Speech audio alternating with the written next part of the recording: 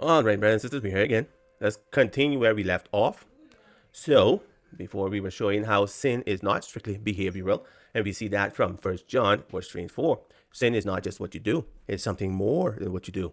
And Miles, and all of them, has no idea what it is, but we'll tell you what that is as we go on in this little study. So, we'll be starting off, continuing from where we left off.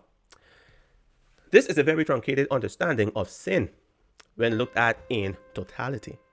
Oh, that's a pretty good statement there. We are also told that when someone knows the right things to do and doesn't do it, to that person it is sin. Well, yeah, that's what the Word of God says. I think he got the words here.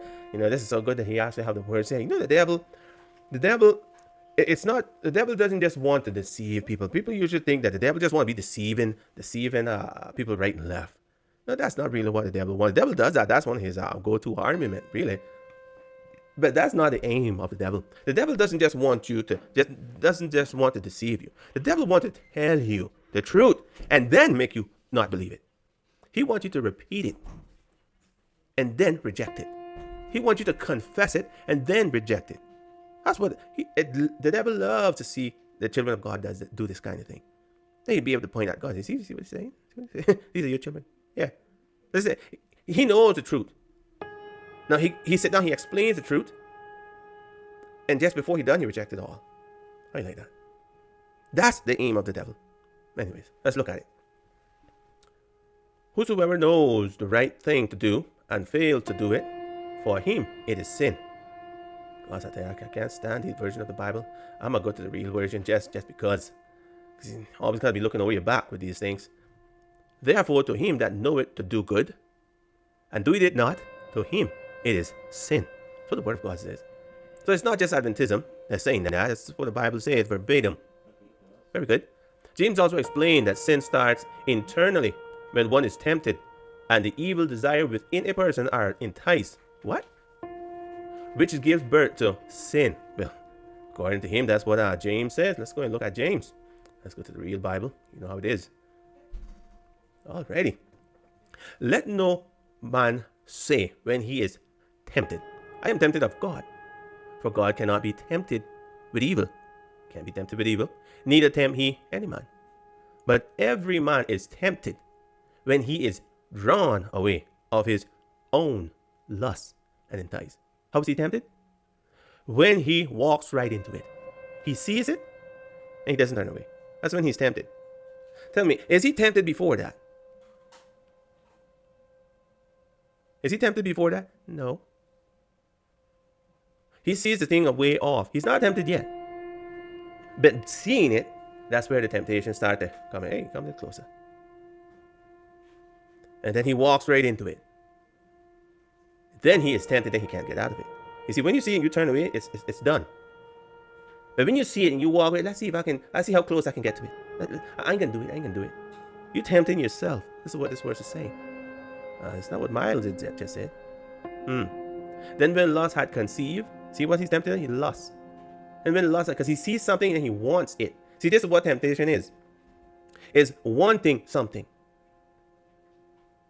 They don't understand what temptation is. The Bible said that Christ was tempted. That's what the Bible says. He was tempted in all points, yet without sin. He was tempted in all points, yet without sin. Now, in exactly what was Christ tempted? Was he tempted spiritually? See, the answer to that question is no. So if he wasn't tempted spiritually, how was he tempted? You see, there's only two. But they can't understand that. Christ was tempted. If they were to be able to figure out what he was tempted on and how it was that he wanted it, they will be able to understand what Paul said down there in Romans 7. We'll get to that too. But see, they have another God. They are incapable of understanding the scriptures. Incapable. That's right, we don't have the same God. Seventh-day Adventists and Miles, we don't have the same God. Oh no, definitely not. We don't have the same God. Our God is very, very different and far apart. Ain't the same God here, brothers and sisters. That one Miles has gotten correctly, even though he's still confused because he thinks that he has the real God. Hey, Cada mundo un cabeza, o cada cabeza un mundo. Anyways. Then when lust had conceived, it bringeth forth sin. This is when sin comes into the equation. When you walk into it, and you start to lust after it, and when you lust after it, then you do it. So now you want it. And sin, when it is finished, bring forth death. Very different from what Miles is trying to depict here, but hey, let's see what else he has to say. This shows that there is an innate evil within humanity that is lurking and can be enticed. Can be enticed? No. This thing is enticed all the time. There's no time when it is not enticed. Even in your sleep, it is enticed. You see, he wanted to tell us that we strictly behavioral. But this is exactly what he is actually depicting that sin is, behavioral. No. The sin is not just this. I mean, sin is this too, but it is not just this. He's trying to tell us that he knows what it is. He has no clue of what it is. But the simple fact that he just wrote this tells you that he doesn't know what it is. Because he's talking about us being behavioral, and then he describing sin here as behavioral. Something's off. Something's off. Paul tells us that anything not done of faith is sin. Romans 14 and verse 23. Let's see what else he said. This will include going against one's conscience on the matter. Well, before we go to that verse there, because that's an interesting text right there, I'll tell you that. Before we go there, you know something? That means that we as Seventh-day Adventists, if we are convinced that keeping the 10th commandment is correct, and we follow Miles, that means that we're sinning by following Miles, because we will be breaking our conscience. If God says, this is 10 commandment, I want you to do this, and we believe that, okay, God tell us to do that, I think God wants us to do that, and we're going to stick to that. But if we decide to say, something, I think it really doesn't matter. I believe it, but Miles tells us that we don't have to keep the 10 commandments. We don't have to do anything. We can just forget about all this and we eat whatever we want. We could go against our conscience, even though I don't believe that that's right. But he tells us that we can, so we could do that. I'm going to go on his word. Now, would that be sin for us?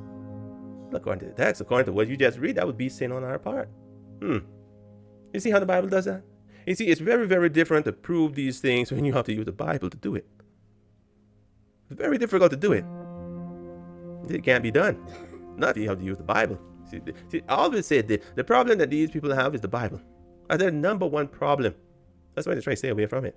At least I think Mike, because he likes to give us Bible text and we can actually go and read it for ourselves. So let's go ahead and read good old Romans. Let me get rid of this version here because I don't know what this thing is saying. Alrighty. I think we can have to look at a little bit more. This is what it says. And he that doubted is damned if he eat. What? Okay. Because he eateth not of faith. Okay, we have to have faith to eat. For whatsoever is not of faith is sin. Okay. Whatsoever is not of faith is sin. So exactly how does this sustain what Miles is saying? This would include going against one's conscience on a matter. This would actually be on our side, right? Because what they were talking about here was when someone eat not having faith. Meaning that if something was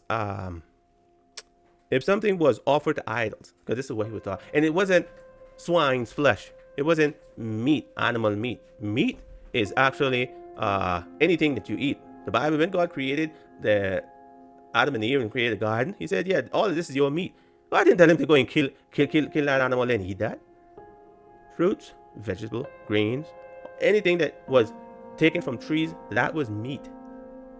Later on, we started to call meat, animal meat, only animal meat. But the Bible calls any type of food meat. That's what the Bible calls it. Obviously, these people wasn't eating swine flesh. The problem that they was having was they saw that these fruits and household food to consume, these people offer these things to idol because they wanted the blessing from their gods. And because they offer it to idols, yeah, I ain't gonna eat that. I mean, if they had a problem with that, you could just imagine if they had a problem eating swine. These people wasn't eating swine meat. They wasn't even eating any type of meat.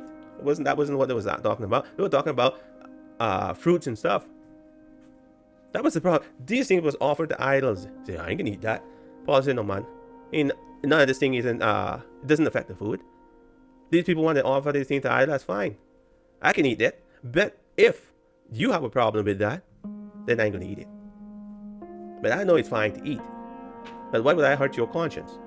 Just because I have a pure conscience and you don't. If I was to eat that, you'd say, oh my God, he's eating things offered to idols. That can't be of God. So why would say no? In that case, I wouldn't eat it. But I know it's fine to eat. That's what he was saying here. But they take that all of the context towards it, and it deforms it that you can't recognize what it is. The sin may not be located. Where is this? The sin may not be located in what one does, but in the fact that they commit an act they believe to be evil, violating their conscience. That makes sense, right? The fact that they believed it was wrong, then it was wrong.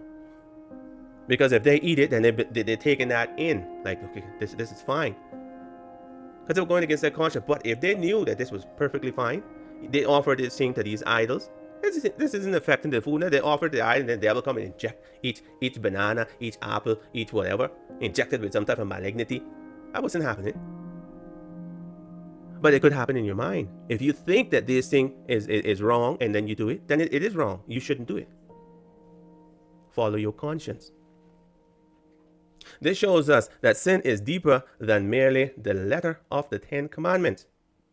They like to use the 10 Commandments here. Oh, it's the letter of the 10 Commandments. You all are under the law and all that nonsense. Like they know what under the law is. Next thing, you know who's under the law? You know who's under the law? Anyone that breaks the law. That's who's under the law. So who's under the law here? If we are keeping the law and you're breaking the law, who's under the law? It's not us. Let's make it a lot simpler. Today we have laws, right? We have laws of the government laws that they have made. If you go and steal something, the policeman come put a handcuff on you. What do you say? You say nothing. You shut your mouth and you go with the policeman if he's able to catch you, right? That's what you do. Why? Because you submit to the condemnation of the law. You are under the law. The law is above you. Anytime you break it, that's why it can harm you. Comes, take you out of your home, put some handcuff on you and throw you in prison, and you have nothing to say. Shut your mouth and you take what's coming. Now look at it the other way.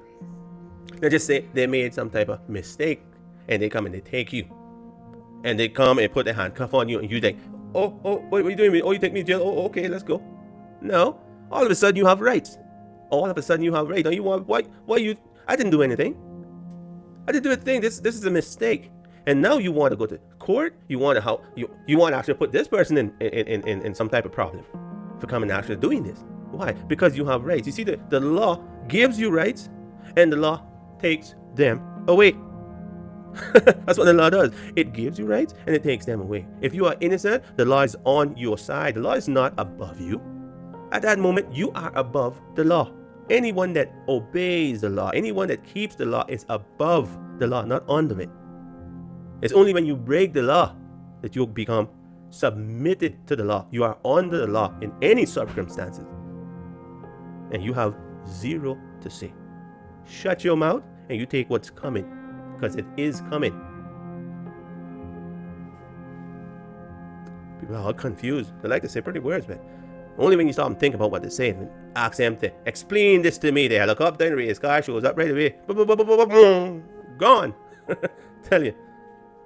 Some sins can be subjective regarding one's personal conscience and convictions. Them and other person, not so much.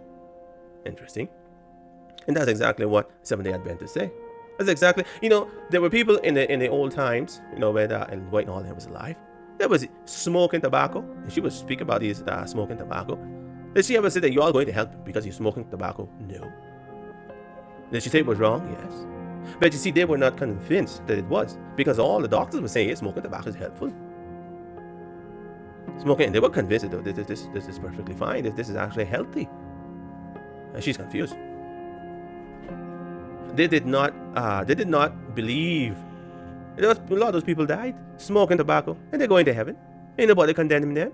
But the thing is, once you know that tobacco, now today, everybody knows that tobacco is bad. Everybody know. Only some nuts that think, oh, this is still helpful. Because those people are around. They're still around. You can never get rid of them. It's perfectly fine to be smoking tobacco and weed and all that. It's perfectly fine. Especially people that smoke weed. This is helpful. This is good. Yeah. They're still around. So this is actually true, right? This is actually true. This is what Seventh-day Adventists believe. Somehow, mild thing that we don't believe, that we believe something else. Anyways, he's all confused. All right, brothers and sisters. I think we can stop it right here, and we'll be coming back in the next video, and we'll be continuing this little run through that we have here. May God bless and keep you. It's my prayers for you. You have a wonderful Sabbath. Bye-bye.